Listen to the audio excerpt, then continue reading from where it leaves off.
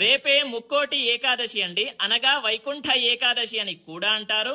గుర్తుపెట్టుకోండి, 30 డిసెంబర్ 2025 మంగళవారము నాడు వచ్చింది. చాలా అంటే చాలా విశేషమైనటువంటి రోజు. ఎందుకోని అంటే 3 కోట్ల ఏకాదశిలతో సమానం ఈ ఒక్క ముక్కోటి ఏకాదశి అనేటటువంటిది.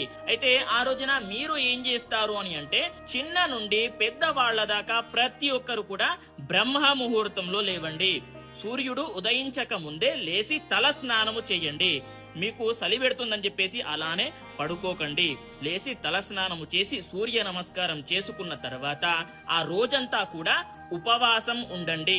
పండ్లు ఫలహారాలు తినవచ్చు, తప్పేమీ ఉండదు. అదే విధంగా ఏదైనా సరే, ఇప్పుడు శివాలయానికి కానివ్వండి, వైష్ణవాలయానికి కానివ్వండి, ఉత్తర ద్వారం నుంచి దర్శనం చేసుకోండి. అదే విధంగా ఏం చేస్తారు అని అంటే, ఏదైనా సరే విశేషంగా కోరిక ఉన్నట్లయితే ఎవరికైనా సరే దాన ధర్మాలు చేయండి. అది బ్రాహ్మణుడికైనా సరే, అదే విధంగా ఏదైనా సరే బీద వాళ్ళు ఉంటారు కదా, వాళ్ళకైనా సరే అన్నదానము, వస్త్రదానము చేస్తే గనక విశేషంగా ఫలితాలు పొందుతారు. మీరు చేసుకున్నటువంటి 1,00,000 కోటి పాపాలని హరించి శుభ ఫలితాలని పొందుతారు అనేటటువంటిది గుర్తుపెట్టుకోండి.